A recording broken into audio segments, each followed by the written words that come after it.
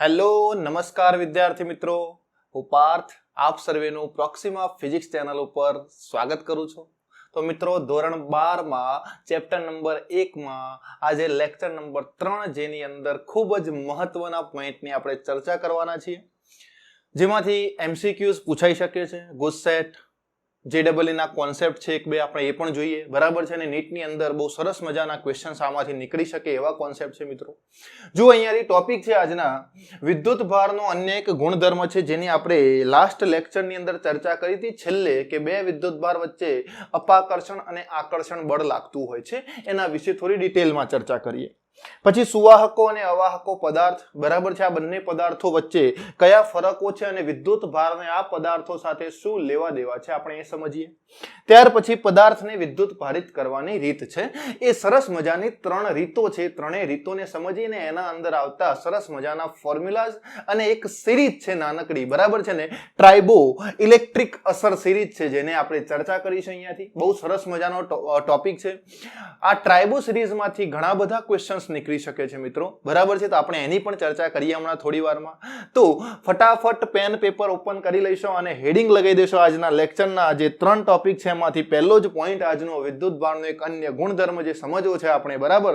તો શરૂઆત કરીએ મિત્રો લેક્ચરની, વધારે ટાઈમ ના વેસ્ટ કરીએ. ઓકે, તો ચલો, મેં લાસ્ટ ટાઈમ તમને મિત્રો એવું એક સેન્ટેન્સ કીધું હતું, ખબર હોય તો કદાચ, કે દરેક વિદ્યુત ભાર એ માસ ધરાવે છે, પરંતુ દરેક માસ એ વિદ્યુત ભાર ધરાવે એ શક્ય નથી. સમજો અહીંયા આવે એ જ સેન્ટેન્સ ઉપરથી આપણે અહીંયા થોડા બધા પોઈન્ટ્સની ચર્ચા કરવાની છે. બીજી વસ્તુ કે જે પદાર્થ જોડે દળ રહેલું છે એ દળ ધરાવતા પદાર્થો વચ્ચે ગ્રેવિટેશનલ ફોર્સ લાગે. આપણને ખબર છે ધોરણ 11 ની અંદર આપણે એક નાનકડો પોઈન્ટ ભણતા હતા. માની લો કે અહીંયા એક પદાર્થ છે M1 અને એક બીજો એક પદાર્થ છે અહીંયા M2. આ બંને પદાર્થોને જો r અંતરે મૂકી દઈએ, બરાબર છે ને, તો આ બે પદાર્થ વચ્ચે ગ્રેવિટેશનલ ફોર્સ લાગે છે Fg બરાબર Gm1 M2 ભાગ્યા r². હવે આ ગુરુત્વ બળ લાગવા માટે એવું જરૂરી નથી કે આ બે પદાર્થ વિદ્યુત ભારિત હોવા જોઈએ, બરાબર છે ને. બે તટસ્થ પદાર્થો વચ્ચે પણ આ બળ લાગશે. બીજી વસ્તુ કે વિદ્યુત બળ એ બે પ્રકારનું છે, આકર્ષી અને અપાકર્ષી. જ્યારે ગુરુત્વ બળ હંમેશા આકર્ષી બળ જ છે. ઓકે, આટલી વસ્તુ ધ્યાન રાખો. હંમેશા ગુરુત્વ બળ જ્યારે લાગતું હોય ત્યારે બે પદાર્થ વચ્ચે અટ્રેક્શન થશે, બે પદાર્થ એકબીજાની નજીક આવવાનો જ પ્રયત્ન કરશે.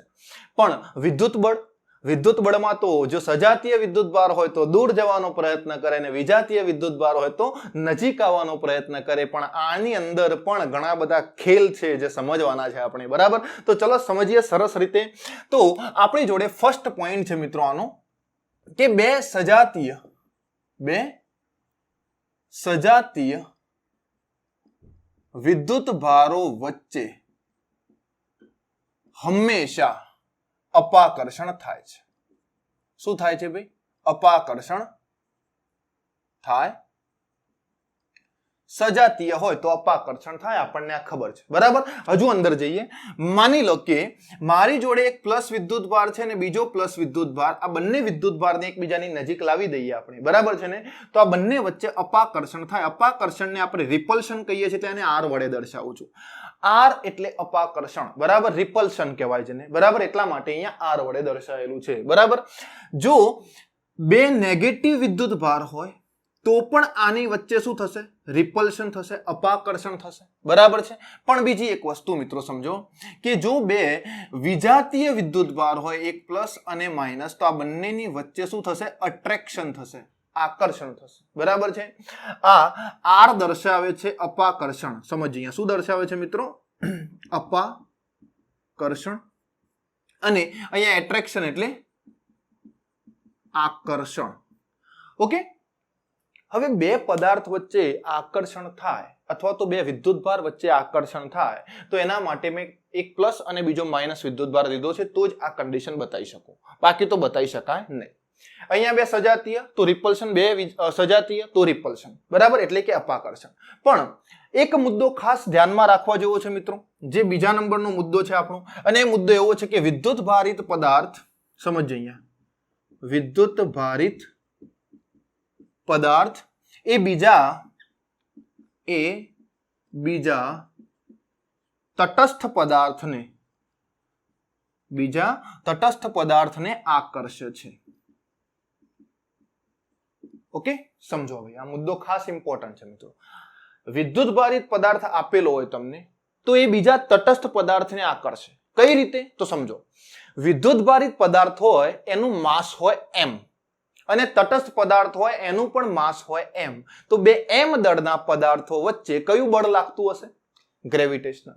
અને એ હંમેશા કેવું હોય?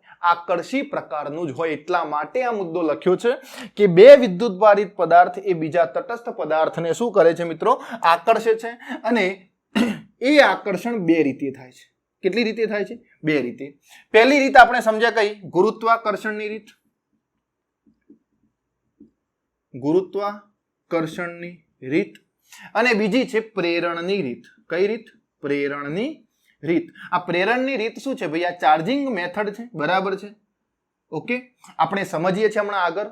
છેલ્લો આપણો ટોપિક હતો કે પદાર્થને વિદ્યુત ભારિત કઈ રીતે કરી શકાય. તો જુઓ અહીંયા પહેલા ગુરુત્વની રીત સમજો. અહીંયા માની લો કે મારા જોડે કોઈ એક વિદ્યુત ભાર છે Q અને અહીંયા એક તટસ્થ પદાર્થ છે, આમાં Q બરાબર 0 ચાર્જ છે. પણ એક મુદ્દો હતો આપણી જોડે. કયો મુદ્દો? કે દરેક વિદ્યુત ભાર m જેટલું માસ ધરાવે. તો આનું માસ માની લો m1 અને આનું કેટલું હશે? m2. તો આ બંને વચ્ચે કયું બળ લાગશે?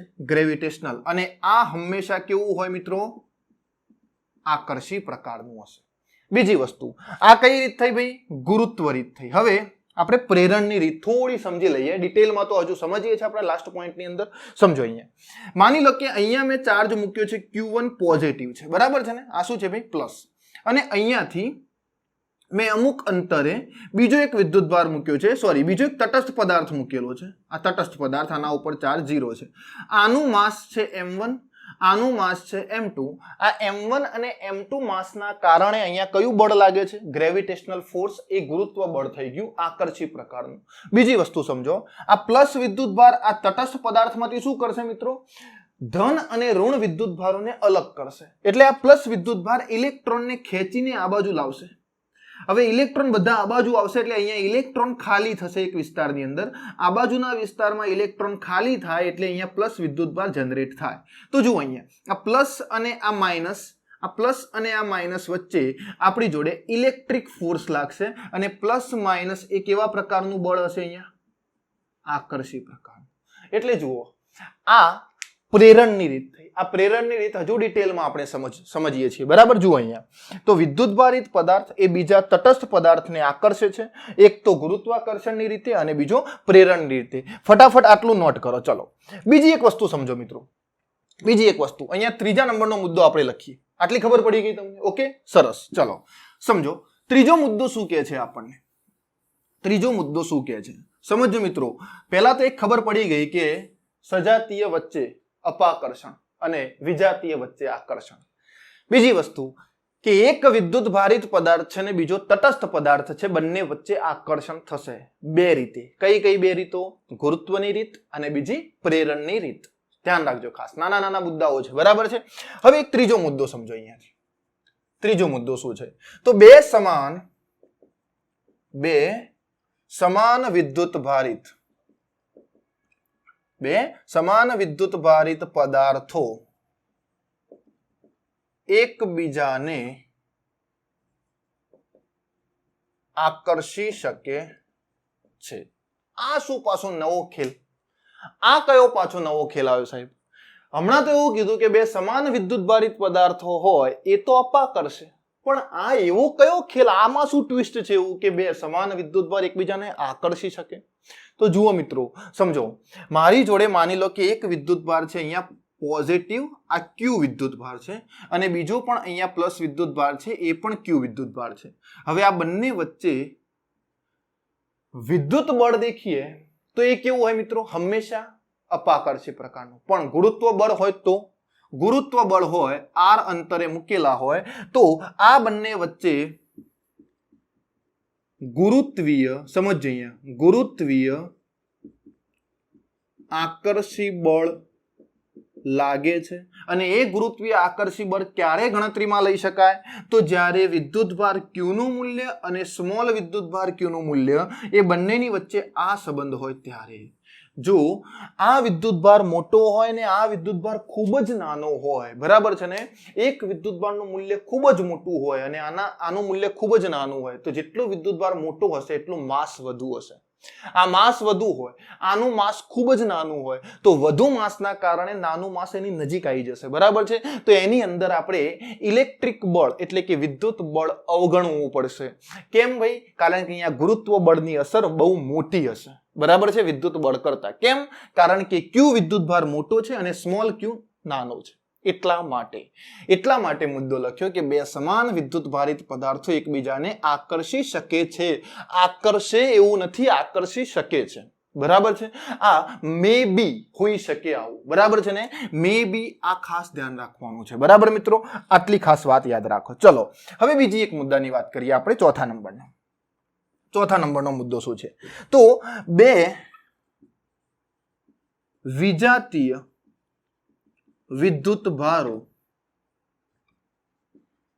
ક્યારે અપાકર્ષે નહીં, બરાબર છે મિત્રો. બે વિજાતીય વિદ્યુત ભાર ક્યારે એકબીજાને અપાકર્ષી શકતા નથી. કેમ ના અપાકર્ષી શકે ભાઈ?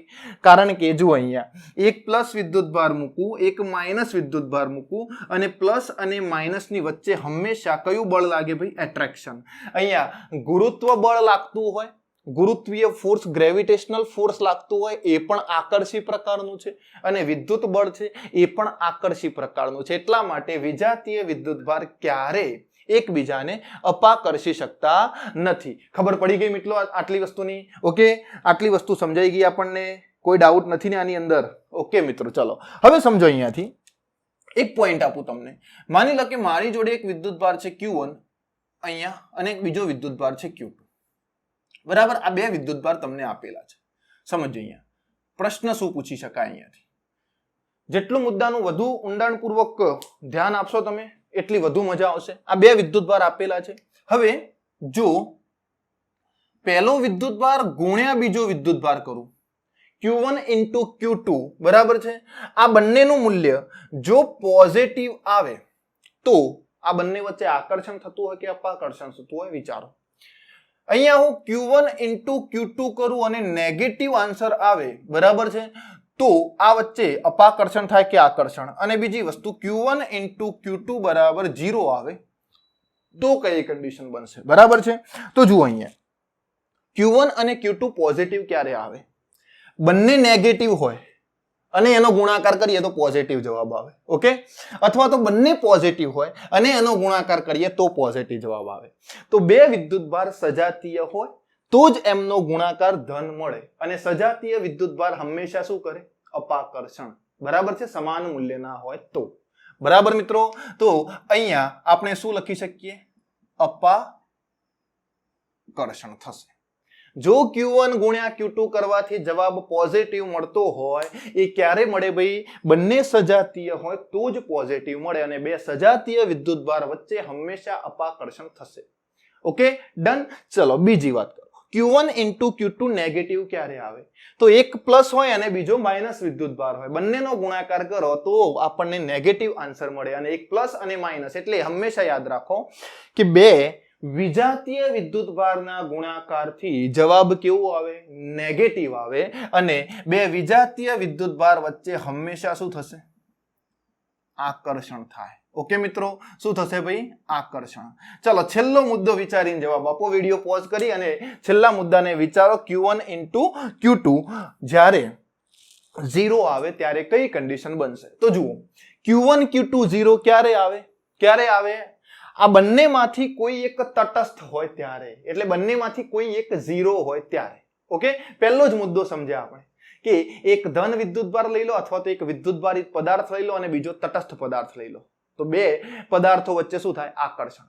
અથવા તો બંને તટસ્થ હોય, બંને 0 હોય તો 0 જવાબ આવે. હવે બંને તટસ્થ એટલે m1 માસ m2 માસ, તો બંને વચ્ચે શું થાય? આકર્ષણ થશે. તો સમજાઈ આટલી વસ્તુ? q1 અને q2 જ્યારે 0 આવે, બરાબર છે ને, એનો મતલબ એવો થયો કે આ 0 હોઈ શકે અને આનું મૂલ્ય q હોઈ શકે, અથવા તો આ q હોઈ શકે, આનું મૂલ્ય 0 હોઈ શકે, અથવા તો બંને 0 હોઈ શકે. તો આની વચ્ચે હંમેશા ગ્રેવિટેશનલ ફોર્સ લાગે, અને ગ્રેવિટેશનલ ફોર્સ હંમેશા કેવું હશે? આકર્ષણ પ્રકારનું હશે. બરાબર છે મિત્રો? ઓકે, ખબર પડી ગઈ? આ નાનકડો મુદ્દો જે છે એ આપણને ખાસ સમજાવવો જોઈએ. ચલો એક નાનકડા બીજા મુદ્દાની વાત કરીએ આપણે. 5મો મુદ્દો છે આપણો, બરાબર છે? સાફ કરવું અને સ્ક્રીનશોટ લઈ લીધો હશે. ઓકે, ચલો ડન. સમજો મિત્રો, હવે કોઈ પદાર્થ વિદ્યુત ભારિત છે કે નહીં એની આપણે ચકાસણી કરવી હોય તો કઈ રીતે કરી શકીએ? બે ઘટનાઓ છે આપણી જોડે, એક આકર્ષણ પ્રકારની ઘટના અને એક અપાકર્ષણ. આ બંનેમાંથી કઈ ઘટનાનો ઉપયોગ કરી અને આપણે વિદ્યુત ભારિત પદાર્થ છે કે નહીં એની ચકાસણી કરવાની છે, બરાબર છે ને? તો કઈ રીતે થશે તો જુઓ અહીંયા. કયો મુદ્દો આવ્યા ભાઈ? 2 3 4 5 6 નંબરનો મુદ્દો. ચલો ઓકે, નંબર તમે નોટ કરતા રહેજો, કદાચ મને યાદ ના આવે તો ચિંતા ના કરતા નંબરની, પણ આપણે કોઈ પણ મુદ્દો છોડીશું નહીં. એક ખાસ પોઈન્ટ, બરાબર છે? જુઓ અહીંયા, હવે સમજો. અહીંયા કોઈ પદાર્થ વિદ્યુત ભારિત છે કે નહીં તેની ચકાસણી કઈ રીતે થાય? તો એ ચકાસણી હંમેશા વિદ્યુત ભારના અપાકર્ષણની રીતથી થાય છે. ધ્યાન રાખો, બે વિદ્યુત ભાર જો અપાકર્ષણ બળ અનુભવે તો એનો મતલબ એવો થયો કે બંને વિદ્યુત ભારિત છે. પડી ગઈ ખબર? પણ આકર્ષી બળ અનુભવતા હોય તો? એ તો ના હોય તો પણ આકર્ષણ તો થાય. કયું? ગુરુત્વીય આકર્ષણ બળ. ઓકે, સમજો અહીંયા, બરાબર છે મિત્રો? કઈ રીતે ખબર પડી? માની લો કે એક પદાર્થ અહીંયા આપ્યો છે, બીજો પદાર્થ અહીંયા આપ્યો છે, અને આ બંનેની વચ્ચે અટ્રેક્શન થાય છે, આકર્ષણ થાય છે. તો આકર્ષણ ક્યારે થાય? બંને 0 વિદ્યુત ભારિત હોય તો એ આકર્ષણ થવાનું છે. એક તટસ્થ હોય, બીજો વિદ્યુત ભારિત હોય તો પણ આકર્ષણ થાય. પહેલો 0 પદાર્થ હોય, બીજો વિદ્યુત ભારિત હોય તો પણ આકર્ષણ થાય. એટલે અહીંયા આવું લખી શકીએ આપણે, કદાચ વિદ્યુત ભારિત હોઈ શકે, કદાચ વિદ્યુત ભારિત હોઈ શકે. ચોક્કસ નથી કહી શકતા. કેમ? કારણ કે આકર્ષણ બળ તો ગ્રેવિટેશનલ ફોર્સ થી પણ લાગે.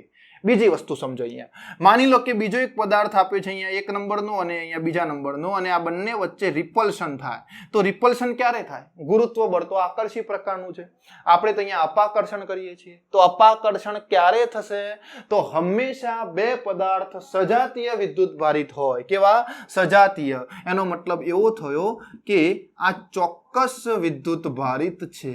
કેવા છે ભૈયા? ચોક્કસ. અને કોઈ પદાર્થ ચોક્કસ વિદ્યુત ભારિત છે નક્કી કરવા માટે કઈ મેથડ યુઝ કરીએ આપણે?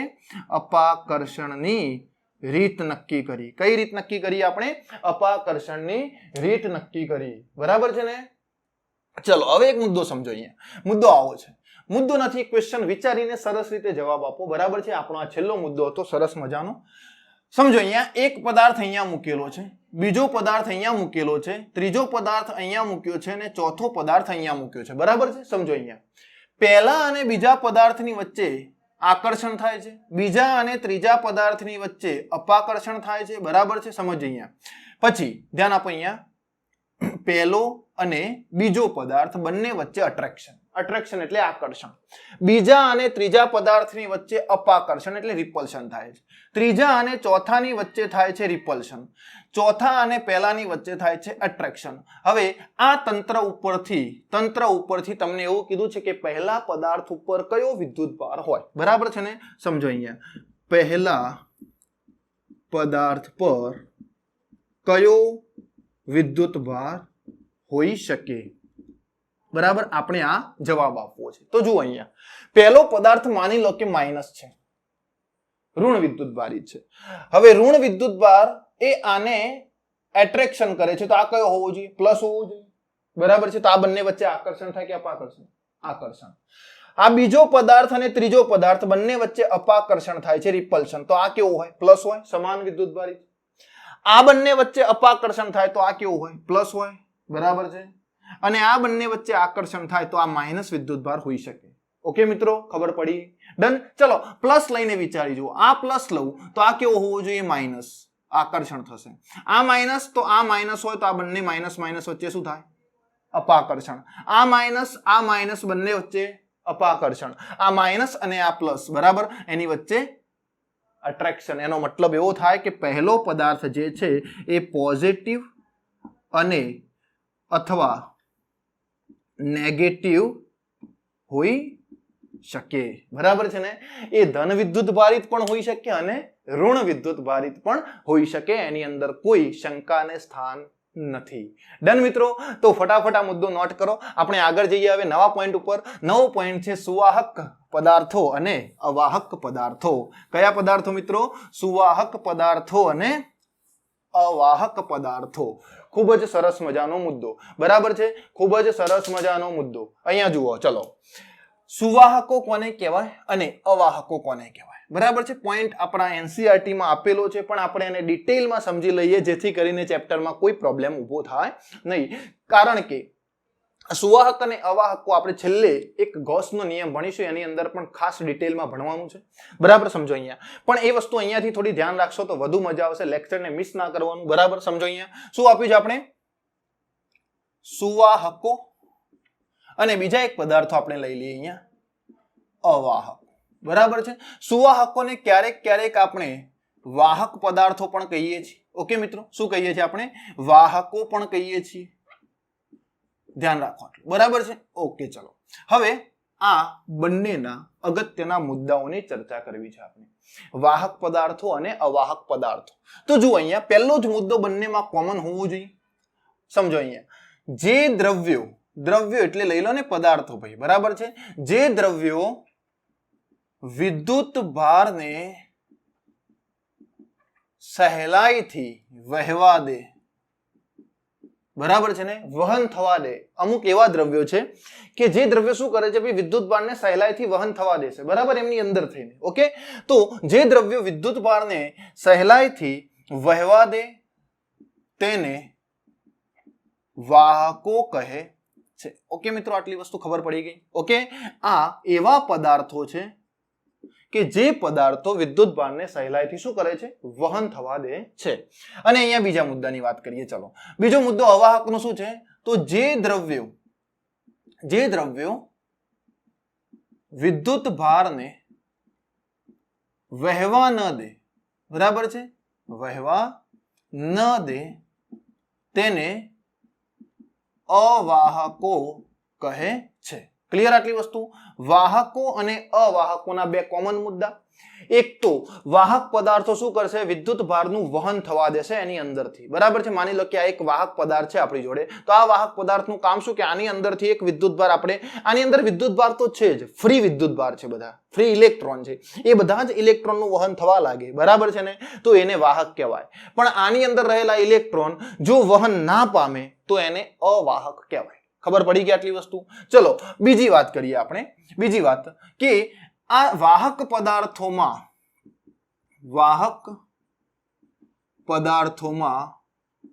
મુક્ત ઇલેક્ટ્રોન હોય છે, બરાબર છે. શું હોય છે ભાઈ?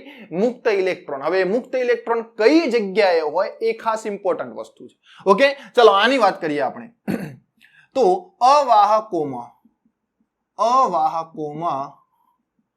મુક્ત ઇલેક્ટ્રોન હોતા નથી. ડન આટલી વસ્તુ?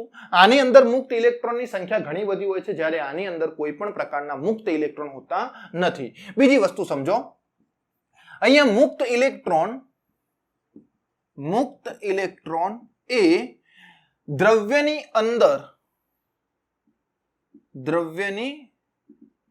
અંદર હોય છે, બરાબર. આના બે મુદ્દા છે, ખાસ ધ્યાન રાખજો. આપણે હવે વાહક પદાર્થોની ખાસ ચર્ચા કરીએ છીએ. અહીંયા મુક્ત ઇલેક્ટ્રોન એ કઈ જગ્યાએ હશે ભાઈ? દ્રવ્યની અંદર હોય છે. કઈ રીતે? માની લો કે મારી જોડે એક અહીંયા સુવાહક પદાર્થ છે, તો આ સુવાહક પદાર્થના અંદર એક પ્લસ વિદ્યુત ભાર તો એની સાથે માઇનસ, એક પ્લસ તો એની સાથે માઇનસ, એક પ્લસ તો એની સાથે માઇનસ, પ્લસ માઇનસ. તો જુઓ, આ જે ઋણ વિદ્યુત ભાર છે આની અંદર એ ઇલેક્ટ્રોન છે, અને અત્યારે હાલ કઈ જગ્યાએ છે? દ્રવ્યની અંદર. શરૂઆતમાં તો દ્રવ્યની અંદર જ હોય, બરાબર છે, અને અસ્ત વ્યસ્ત ગતિ કરતા હશે. બીજી વસ્તુ સમજો અહીંયા, જ્યારે આ સુવાહક પદાર્થો અને અવાહક પદાર્થોને આપણે વિદ્યુત ભારિત કરીએ ત્યારે કઈ કન્ડિશન બનશે એ સમજવાની છે ખાસ. તો અહીંયા હું લખું છું એક મુદ્દો બીજો. આવા પદાર્થોને, આવા પદાર્થ એટલે કયા ભાઈ? વાહક પદાર્થ. આવા પદાર્થોને વિદ્યુત ભારિત કરવામાં આવે, બરાબર છે? આવા પદાર્થોને વિદ્યુત ભારિત કરવામાં આવે તો શું થશે ભાઈ? આવે તો આપવો પડતો, બરાબર છે ને? આવે તો આપવો પડતો નવો વિદ્યુત ભાર કઈ જગ્યાએ હશે ભાઈ? સપાટી પર ગોઠવાય છે, સપાટી પર ગોઠવાય છે, બરાબર છે? અને આની અંદર શું થશે ભાઈ? આ મુદ્દા સાથે આમાં કોઈ લેવા દેવા નથી, બરાબર છે? તો આ મુદ્દા સાથે વાત કરીએ આપણે તો આ અવાહક પદાર્થોને એટલે કે આવા પદાર્થોને જો વિદ્યુત ભારિત કરવામાં આવે, જો વિદ્યુત ભારિત કરવામાં આવે તો નવો વિદ્યુત ભાર એ પદાર્થની અંદર સ્થાપિત થાય છે. આ ખાસ યાદ રાખો. સુવાહક પદાર્થોને જો તમે વિદ્યુત ભારિત કરો છો તો આપેલો નવો વિદ્યુત ભાર એ સપાટી ઉપર હોય, અને અવાહક પદાર્થોને જો વિદ્યુત ભારિત કરીએ તો આપેલો વિદ્યુત ભાર જે છે એ ક્યાં હશે? એની અંદર હશે. સમજો અહીંયાથી. માની લો કે મારી જોડે કોઈ એક પદાર્થ છે, કઈ રીતે સપાટી પર ગોઠવાશે? તો જુઓ, અહીંયા એક પદાર્થ આ રીતે છે અને એક બીજો પદાર્થ અહીંયા લઈએ આપણે. સમજીએ. આકૃતિ થોડી એક નાની બનાવું છું કારણ કે આપણી જોડે જગ્યાનો અભાવ છે મિત્રો. અહીંયા એક સુવાહક પદાર્થ છે, અહીંયા એક બીજો સુવાહક પદાર્થ છે, બરાબર છે? આ બે પદાર્થ આપણને આપેલા છે. હવે આ પદાર્થમાંથી ઇલેક્ટ્રોન કાઢી લેવામાં આવે, આ પદાર્થમાંથી ઇલેક્ટ્રોન કાઢી લેવામાં આવે તો શું થશે? ઇલેક્ટ્રોન કાઢી લો તો આમાં ધન વિદ્યુતભાર બાકી રહેશે, બરાબર છે ને? તો પોઝિટિવ રહેશે અને એ ધન વિદ્યુતભાર કઈ જગ્યાએ ગોઠવાશે? સપાટીના ઉપર ગોઠવાશે. કઈ જગ્યાએ ગોઠવાશે ભાઈ? અહીંયા સપાટીના ઉપર ગોઠવાશે.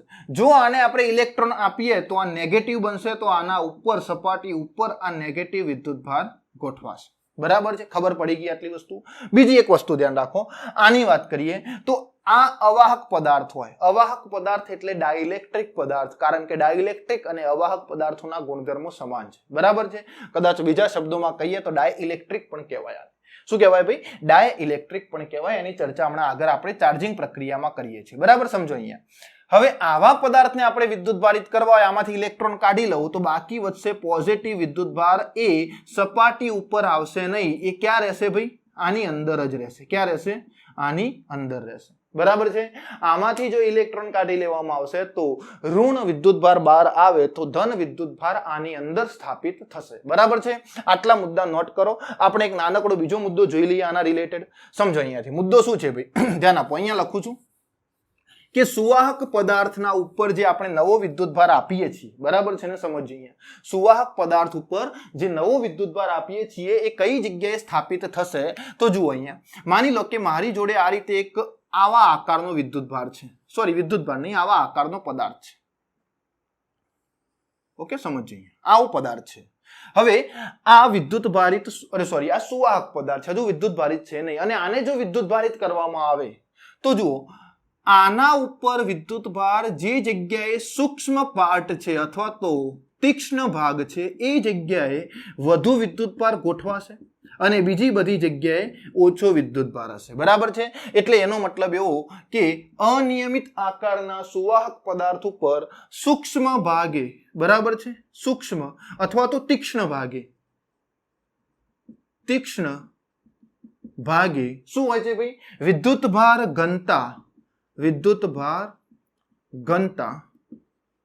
વધુ હોય છે, બરાબર છે? આ ખાસ ધ્યાન રાખજો.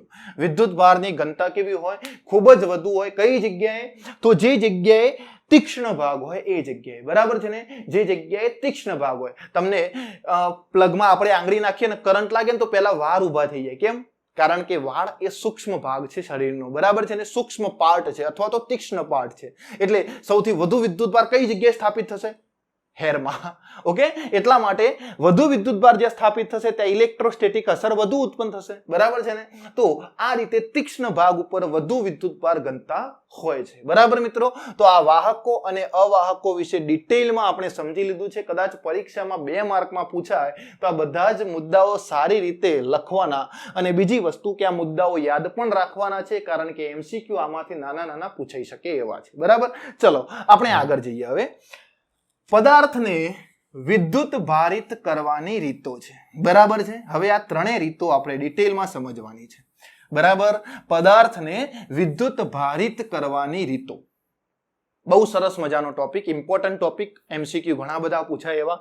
બરાબર છે? સમજો અહીંયા. ચાલો, પોઈન્ટ છે આપણો, પદાર્થને વિદ્યુત ભારિત કરવાની રીતો.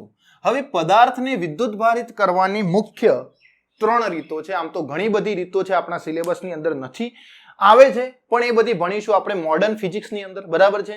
આપણે 3 મુખ્ય રીતો આ ચેપ્ટરમાં ભણવાની છે. બીજી રીતોની અત્યારે ચર્ચા નથી કરવી. બીજી બધી રીતો આવશે મોડર્ન ફિઝિક્સમાં પદાર્થ વિદ્યુત ભારિત કરવાની. બરાબર છે? સમજીશું એ વખતે જ્યારે ભણીશું ત્યારે. તો જુઓ અહીંયા મુખ્ય 3 રીત. એમાંથી પહેલી રીત ઘર્ષણની રીત.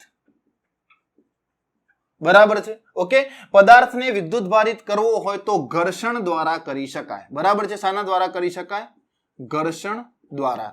પદાર્થને વિદ્યુત ભારિત કરવો એટલે એનો મતલબ કે ચાર્જ પ્રક્રિયા. કઈ? ચાર્જિંગ પ્રક્રિયા કહેવાય આને. કઈ પ્રક્રિયા કહીશું મિત્રો? ચાર્જિંગ પ્રક્રિયા. અને આ ચાર્જિંગ પ્રક્રિયા 3 રીતે થાય છે. બરાબર છે? ઘર્ષણ દ્વારા પદાર્થને ચાર્જ કરી શકાય. બરાબર છે? બીજો મુદ્દો છે આપણી જોડે, અથવા તો બીજી મેથડ છે મિત્રો, સંપર્ક દ્વારા. સંપર્ક દ્વારા. ઘર્ષણ દ્વારા કરીએ તો વાહકો અને અવાહકો બંને માટે ઉપયોગ છે. સંપર્ક દ્વારા એ ફક્ત સુવાહક પદાર્થોને જ લાગુ પડે છે. બરાબર છે? ખાસ ધ્યાનમાં રાખવા જેવી બાબત છે અહીંયા. સંપર્ક દ્વારા આ મેથડ સુવાહકો માટે છે. બરાબર છે? અને ત્રીજી મેથડ છે પ્રેરણ દ્વારા. પ્રેરણ દ્વારા. આ આપણા સિલેબસમાં NCERT માંથી આ વખતે ઉડાડી દીધી છે, પણ આપણે એને સમજી લઈશું. કેમ? કારણ કે એની અંદર એક સરસ મજાનું સૂત્ર છે. સૂત્ર આપણે યાદ રાખવાનું છે, કારણ કે ક્યારેક અવાહક પદાર્થને આપણે પ્રેરણની રીતે જો કદાચ ચાર્જ કરીએ છીએ, બરાબર છે ને, તો એના ઉપર કેટલો ચાર્જ પ્રસ્થાપિત થશે એના માટેનું સરસ મજાનું સૂત્ર છે, આપણે યાદ રાખવાનું છે. બહુ ડિટેલમાં નથી સમજવાનું, આને જરૂર નથી, કારણ કે પૂછાવાનું નથી પરીક્ષામાં, પણ MCQ કદાચ પૂછાઈ શકે, એટલા માટે આપણે સ્કીપ કરીશું નહીં. કોઈ પણ ટોપિક સ્કીપ કરવાનો થતો નથી ફિઝિક્સની અંદર. બરાબર છે? ચલો, ઘર્ષણ દ્વારા, સંપર્ક દ્વારા, એ સુવાહકો માટે છે, અને પ્રેરણ દ્વારા. સમજો અહીંયાથી. હવે પહેલા સમજીએ ઘર્ષણ દ્વારા પ્રક્રિયા કઈ રીતે થશે, અથવા તો પદાર્થ કઈ રીતે ચાર્જ થશે. સમજો અહીંયા. ઘર્ષણ એટલે શું? તો કોઈ બે પદાર્થોને પકડીને, માની લો કે મારી જોડે આ વૂલનું કાપડ છે. બરાબર છે ને? આ કાપડ ઉપર હું આ પ્લાસ્ટિકનો સળિયો ઘસું, આ રીતે ઘસું, તો એક પદાર્થ ચાર્જિંગ થશે, બીજા પદાર્થ ડિસ્ચાર્જ થશે, અથવા તો બંને ચાર્જ થશે. બરાબર છે? ડિસ્ચાર્જ થવું એટલે એની અંદરથી કોઈ વિદ્યુતભાર બીજા ઉપર જવું. સમજાય એટલી વસ્તુ? તો આપણે સમજવાનું એ છે કે બે પદાર્થોને એકબીજા સાથે ઘસવામાં આવે અને એક પદાર્થ ઉપરથી ઇલેક્ટ્રોન બીજા પદાર્થ ઉપર જશે. બરાબર છે ને? અને જે પદાર્થ ચાર્જ થશે એને ઘર્ષણની રીત કહીએ છીએ, અને આવી અસરને આપણે ટ્રાઇબો ઇલેક્ટ્રિક અસર પણ કહીએ છીએ. બરાબર છે? સમજો, બે પદાર્થોને એકબીજા સાથે ઘસતા તે પદાર્થો ઇલેક્ટ્રોન, અથવા તો તેમાંથી કોઈ એક પદાર્થ ઘસતા તેમાંથી કોઈ પદાર્થ ઇલેક્ટ્રોન ગુમાવે છે, અથવા તો કોઈ પદાર્થ ઇલેક્ટ્રોન મેળવે છે. બરાબર છે? આ પ્રક્રિયાને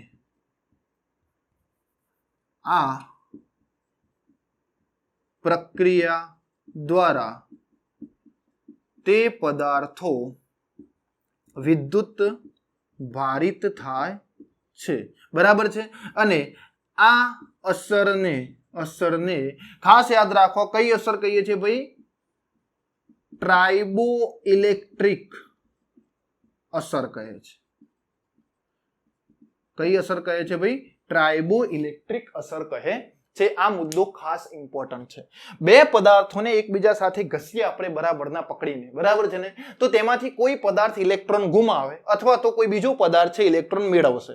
તો ઇલેક્ટ્રોન ગુમાવવાની અને મેળવવાની પ્રક્રિયા દરમિયાન બંને પદાર્થો કોઈના કોઈ રીતે વિદ્યુતભારિત થશે અથવા તો કોઈના કોઈ વિદ્યુતભાર એમના ઉપર સ્થાપિત થશે.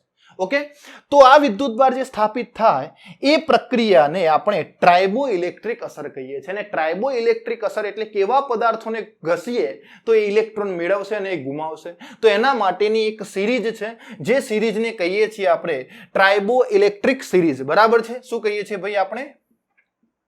ટ્રાઇબો ઇલેક્ટ્રિક શ્રેણી. યાદ રાખવાનું છે, બરાબર છે? આપણે યાદ રાખવાનું છે. સમજો, અહીંયા હું શ્રેણી લખું છું. પહેલા આવશે ડ્રાય સ્કિન એટલે ચામડી, બરાબર છે? શરીરની ચામડી, ડ્રાય સ્કિન, બરાબર. ત્યાર પછી લેધર, આપણી બેગ હોય લેધરની, બરાબર છે? આ બધું યાદ રાખવાનું છે. થોડું યાદ રાખશો તો વધુ મજા આવશે. કાચ છે, પછી અહીંયા આવે છે કાચ, પછી લઈએ આપણે વાળ. ત્યાર પછી આવશે વૂલ. વૂલ એટલે કેવું કાપડ આવે છે ભાઈ વૂલનું, બરાબર છે? એને વૂલ કહેવાય. ઘણું ગુજરાતી નથી ખબર એ વસ્તુનું, બરાબર, પણ વૂલ યાદ રાખો. વૂલનું એક કાપડ આવે છે સારા પ્રકારનું. પછી બિલાડીની રૂવાટી. ઓકે, પછી સિલ્કનું કાપડ. ઓકે, ત્યાર પછી કાગળ આવે છે. પછી કોટન, કોટન એટલે રૂ, બરાબર છે? ત્યાર પછી આવશે રબર. ત્યાર પછી પોલિસ્ટર અને પીવીસી. આ ટ્રાઇબો ઇલેક્ટ્રિક સિરીઝ છે મિત્રો.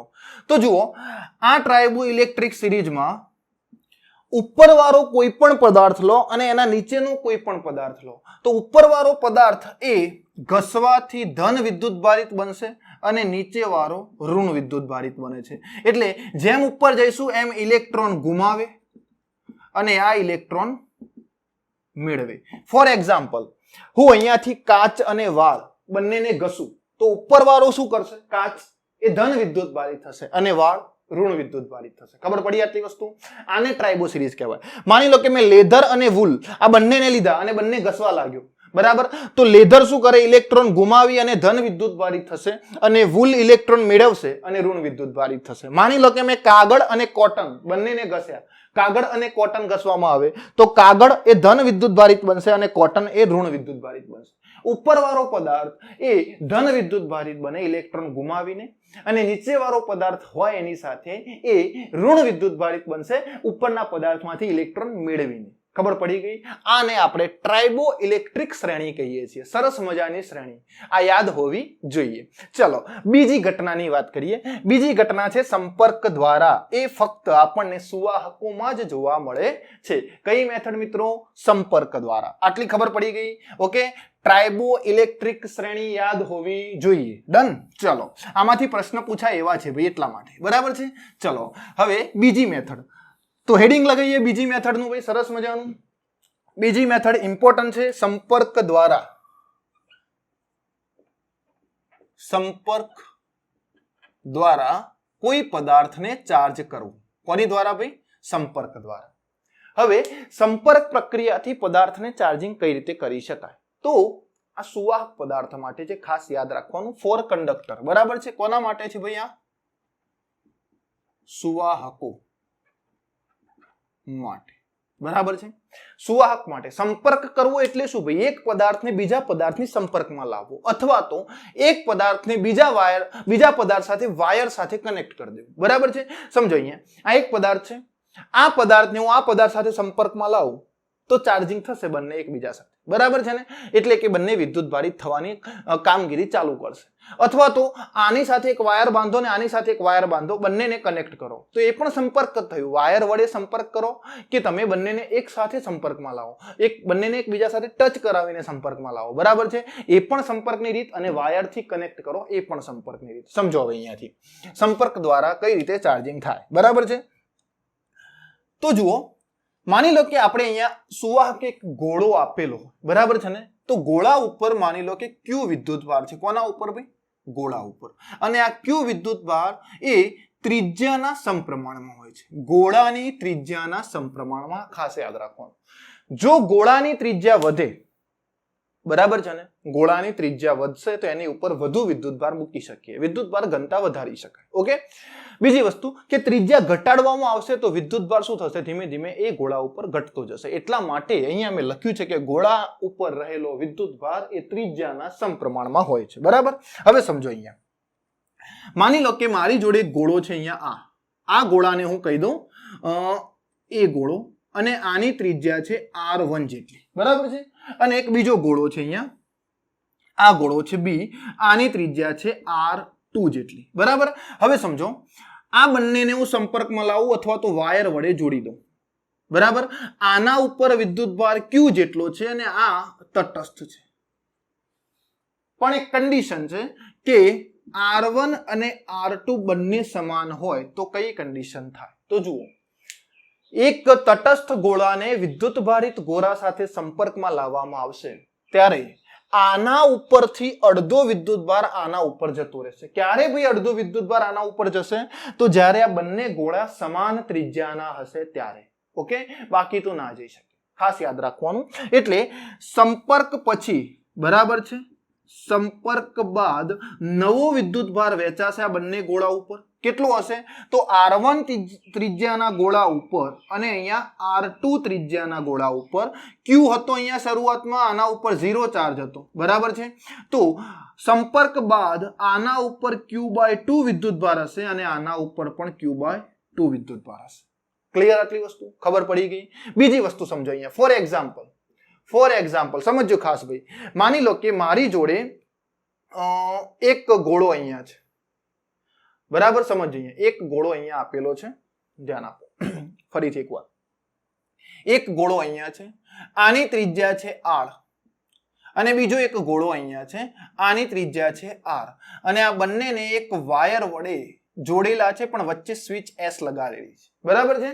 આ ગોળો A અને આ ગોળો B. આના ઉપર 5 કુલમ વિદ્યુતભાર છે, આના ઉપર 2 કુલમ વિદ્યુતભાર છે. હું જેવી સ્વિચ બંધ કરું અહીંયા તો શું થશે?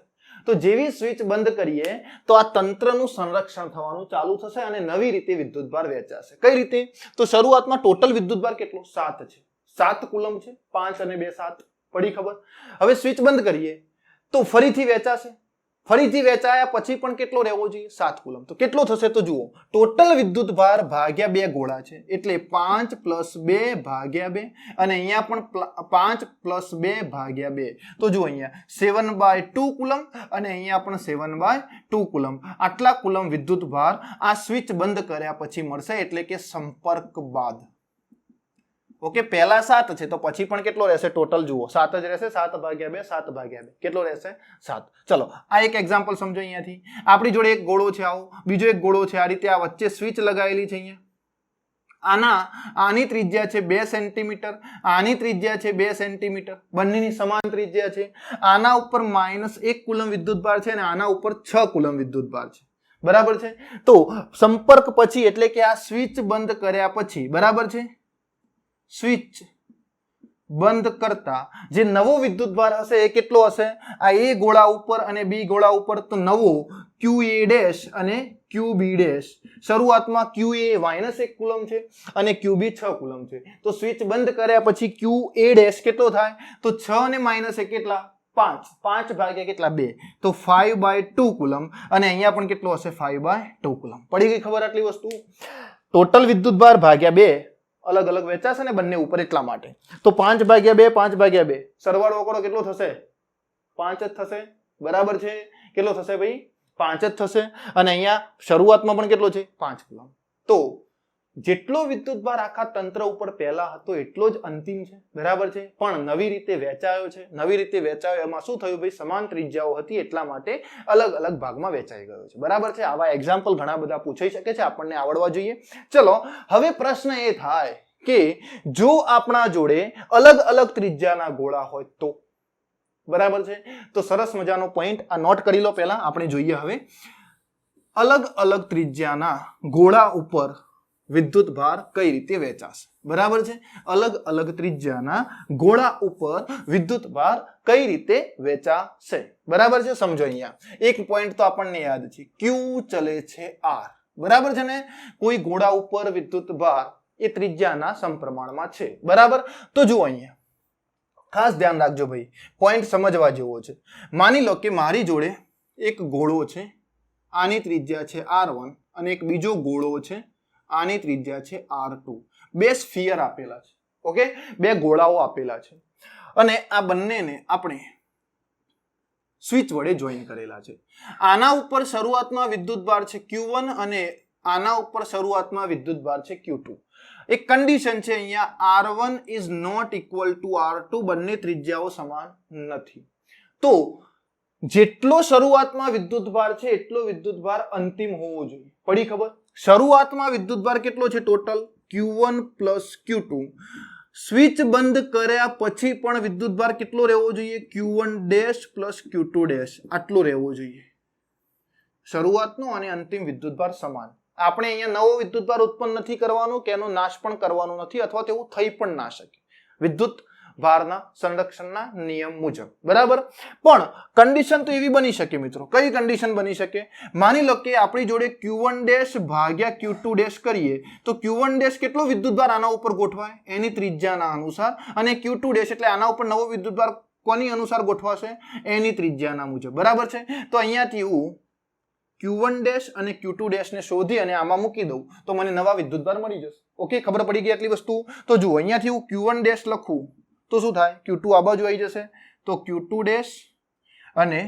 R1 ભાગ્યા R2 ઓકે અને અહીંયાથી હું Q2 ડેશ લખું તો શું થશે Q1 ડેશ અને અહીંયાથી R2 ભાગ્યા R1 લખાય ઓકે ખબર પડી ગઈ Q1 ડેશ અને Q2 ડેશ અહીંયાથી કરતા બનીને મળી જાય હવે આ બંનેને વારાફરતી આ સમીકરણમાં મૂકી આને કહી દે સમીકરણ નંબર 1 ઓકે તો અહીંયા હું પહેલા Q2 ડેશ નું મૂલ્ય મૂકું એટલે Q1 ને કરતા બનાવીએ તો Q1 નું વેલ્યુ મળી જશે તો સમજો અહીંયાથી ધ્યાન આપો ચાલો Q1 પ્લસ Q2 બરાબર Q1 dash plus Q2 dash નું મૂલ્ય કેટલું છે અહીંયા આ રહ્યું Q1 ડેશ R2 ભાગ્યા R1 સમજાય આટલી વસ્તુ તો અહીંયાથી આવું લખી શકાય Q1 પ્લસ Q2 બરાબર Q1 ડેશ કોમન લઈ લઈએ તો 1 પ્લસ R2 ભાગ્યા R1 વધે અથવા તો Q1 પ્લસ Q2 બરાબર Q1 ડેશ આનો લસા લઈ લઈએ તો શું થશે R1 પ્લસ R2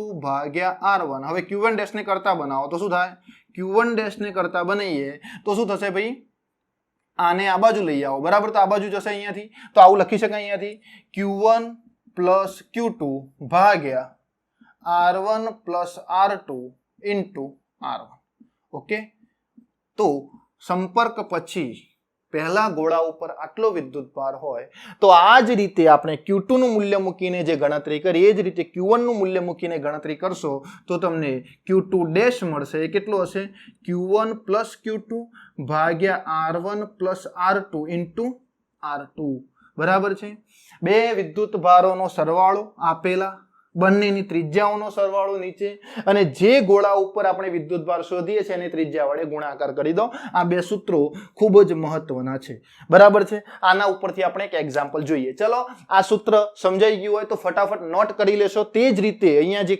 Q2 નું મૂલ્ય મૂક્યું હતું એ જ રીતે જો આ સૂત્રમાં Q1 નું મૂલ્ય મૂકી દઈએ તો Q2 મળશે ઓકે મિત્રો જાતે સોલ્વ આઉટ કરજો મેં બે સૂત્રો આપ્યા છે તમને આ બે સૂત્રો યાદ રાખો અને આના ઉપરથી એક એક્ઝામ્પલ જોઈએ ચલો એક્ઝામ્પલ શું છે સમજો અહીંયા સૂત્ર આપણું આ રહ્યું બરાબર સૂત્ર આપણા અહીંયા છે સમજો હવે એક્ઝામ્પલ શું છે માની લો કે ફોર એક્ઝામ્પલ હું તમને આવું કહી દઉં કે એક ગોળો અહીંયા આપ્યો છે ચલો અને આ ગોળાની ત્રિજ્યા છે આપણી જોડે 2r બરાબર છે અને આના ઉપર વિદ્યુત ભાર છે -2 કુલમ આની સાથે એક કેબલ લગાવી અને એક બીજો ગોળો અહીંયા મૂકેલો છે બરાબર છે આ બીજો એક ગોળો અહીંયા મૂકેલો છે આની ત્રિજ્યા છે 3r બરાબર કેટલી ત્રિજ્યા છે 3r અને આના ઉપર 12 કુલમ વિદ્યુતભાર છે સ્વિચ બંધ કર્યા પછી નવો વિદ્યુતભાર કેટલો હશે બરાબર છે તો સંપર્ક બાદ આ a ગોળો કહી દઉં આને b કહી દઉં તો અહીંયા qa ડેશ નવો વિદ્યુતભાર કેટલો તો આ ક્યુ એ ડેશ, આ ક્યુ ટુ ડેશ, ક્યુ બી ડેશ, બરાબર છે. તો બે વિદ્યુતભારોનો સરવાળો કેટલો? -2 + 12, બંનેનો સરવાળો, પછી બંનેની ત્રિજ્યાઓનો સરવાળો 2r + 3r, 2r + 3r into કયા ગોળા ઉપર શોધીએ છીએ? QA, Q1 તો R1, તો અહીંયા QA તો RA, એની ત્રિજ્યા કેટલી છે? 2r. પડી ગઈ ખબર આટલી વસ્તુ? ઓકે. હવે આનું સાદુરૂપ આપો. 12 - 2 એટલે 10 ભાગે કેટલા થશે? 5r ઇન્ટુ 2r, r ઉડી જશે, 5 દુ 10, તો QA ડેશ આવશે આપણા જોડે કેટલા? 4 કુલમ. બરાબર છે. કેટલા કુલમ આયા? 4 કુલમ. પહેલા કેટલો હતો? 12 - 2, 10 કુલમ. QA કેટલા મળે? 4. તો હવે બાકી કેટલા વધ્યા? એ બીજા ઉપર હશે. કેટલા વધ્યા ભાઈ? 6 કુલમ. એ બીજા ઉપર હોય, પણ આપણે ગણતરી કરીએ અહીંયાથી QB ડેશ. તો બંને વિદ્યુતભારનો સરવાળો કેટલો ભાઈ? 10. બંનેની ત્રિજ્યા કેટલી? 5r. હવે બીજા ઉપર શોધીએ છીએ એટલે અહીંયા 3r વડે ગુણવાના, r ગયા, 5 દુ 10, તો QB ડેશ કેટલા આવશે ભાઈ? 3 દુ 6 કુલમ. બરાબર. તો જુઓ, શરૂઆતમાં વિદ્યુતભાર કેટલો હતો? 12 - 2, 10 કુલમ. અંતિમ પણ કેટલો? 4 અને 6, 10 કુલમ. બરાબર છે. ખબર પડી ગઈ? ફટાફટ આનો સ્ક્રીનશોટ લઈ લો. સરસ મજાનો એક્ઝામ્પલ. આવા બીજા પણ એક્ઝામ્પલ ઘણા બધા હોય છે જે જાતે તમે સોલ્વ કરી શકો છો મિત્રો. બરાબર. તો આ પોઈન્ટ પછી આપણે નવો પોઈન્ટ જોઈએ. હવે પ્રેરણની રીત. કઈ રીત જોઈશું આપણે હવે? પ્રેરણની રીત. આને સાફ કરું છું. ડન. ચલો હવે આપણે થર્ડ પોઈન્ટની ડિટેલમાં ચર્ચા કરી લઈએ. ચલો, એમાં પણ એક સરસ મજાની ફોર્મ્યુલા છે, આપણે યાદ રાખી લઈશું. બરાબર છે. એ ફોર્મ્યુલા ઉપરથી પ્રશ્ન પૂછાયેલો નથી, પણ આપણને ખબર હોવી જોઈએ. ચલો, આપણે કોઈ પણ મોકો આપતા નથી એક્ઝામિનરને કે જે આપણા માર્ક કાપી શકે મિત્રો. ઓકે. ચલો શરૂઆત કરીએ આપણે ત્રીજી. કઈ રીત છે ભાઈ? પ્રેરણની રીત. બરાબર. સમજો અહીંયા. કઈ રીત? પ્રેરણની રીત. ઓકે. હવે આ પ્રેરણની રીત શું છે? તો પ્રેરણની રીત એ કોઈ પણ પ્રકારના પદાર્થ માટે આપણે શક્ય છે. બરાબર. જુઓ અહીંયા કઈ રીતે. આમ તો સુવાહક માટે વધુ ઉપયોગી છે આ વસ્તુ. બરાબર. સમજી લઈએ આપણે. માની લો કે મારી જોડે એક પદાર્થ છે આ રીતે. હવે આ પદાર્થની અંદર પ્લસ માઇનસ આ બધા જ પરમાણુ અંદર ગોઠવાયેલા છે. બરાબર છે. આ રીતે આની અંદર જેટલા ધન વિદ્યુતભાર એટલા ઋણ વિદ્યુતભાર છે. એટલે આ પદાર્થ કેવો છે? શરૂઆતમાં તટસ્થ છે. કેવો છે ભાઈ? તટસ્થ. એટલે આના ઉપર Q બરાબર 0 વિદ્યુતભાર છે.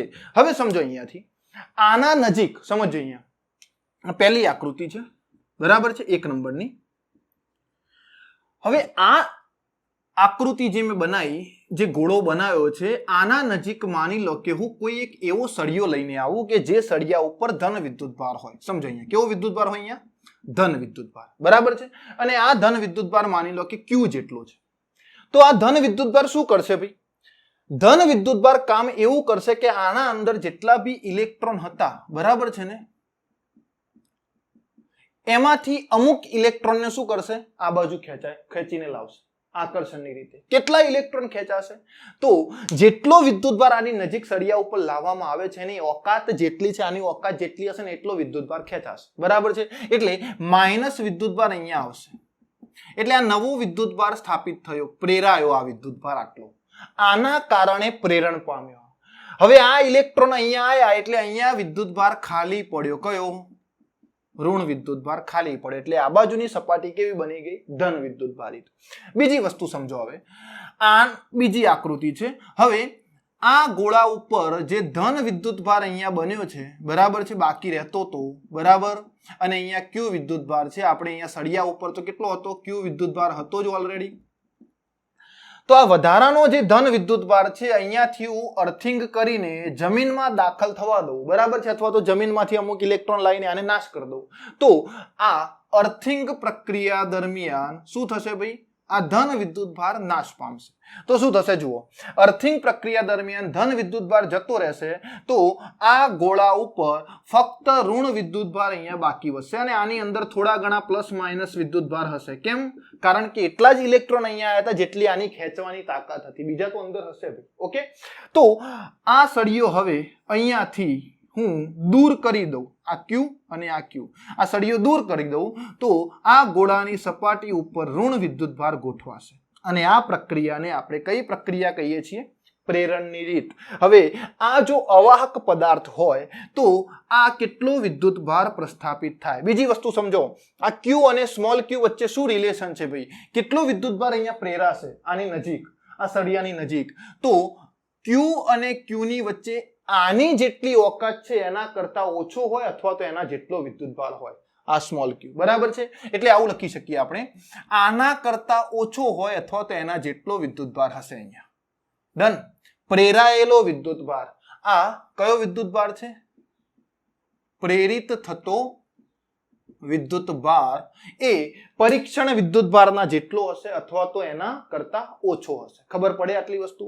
તો સમજો અહીંયાથી, આ વિદ્યુત ભારનું મૂલ્ય શોધવું હોય કયા પદાર્થ માટે? ડાઇલેક્ટ્રિક પદાર્થ માટે.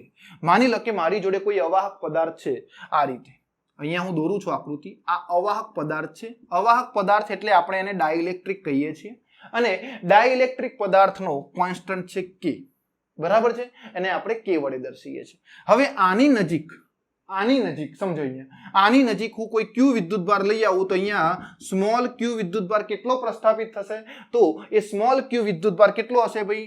Q બરાબર -q કૌંસમાં 1 - 1/K અને આ K છે ડાઇલેક્ટ્રિક અચળાંક. આ સૂત્ર યાદ રાખજો, ક્યારેક MCQ માં પૂછાય. ઓકે મિત્રો, તો આ સરસ મજાનું લેક્ચર આપણે અહીંયા પૂર્ણ કરીએ છીએ. બરાબર? આ નોટ કરવાનું બાકી હોય તો પહેલા તો પોઝ કરીને નોટ કરી લેજો. બરાબર? બીજી વસ્તુ કે જે લોકો તૈયારી કરી રહ્યા છે એ લોકો સુધી લેક્ચર પહોંચાડવાનું છે. તો મળીએ નેક્સ્ટ લેક્ચરની અંદર. ત્યાં સુધી બાય બાય. ચેનલને સબસ્ક્રાઇબ ના કરી હોય તો સબસ્ક્રાઇબ કરી લેવાની છે. ઓકે મિત્રો, મળીએ નેક્સ્ટ લેક્ચરની અંદર. Thank you.